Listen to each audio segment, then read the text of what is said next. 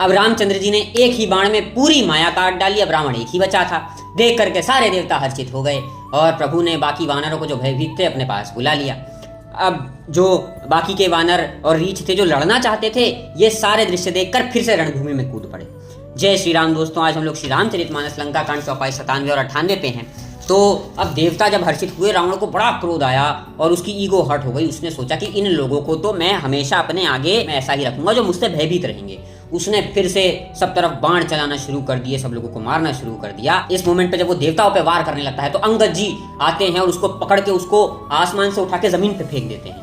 इतने में वो खड़ा होता है, उसको खूब मारते हैं और उसके बाद रामचंद्र जी के पास चले जाते हैं। अब रावण बहुत क्रोधित होकर के जितने भी वानर थे उनको मूर्छित कर देता है। फिर हनुमान जी उससे युद्ध करते हैं और वो भी मूर्छित हो जाते हैं। अब रामचंद्र जी उसके जितने भी सर हैं सबको काट देते हैं और जैसे वो काट देते हैं तो फिर एक सेकंड में सारे सर फिर से आ जाते हैं, क्योंकि वो तो वरदान की वजह से हो रहा था और उसके नाभि में अमृत था।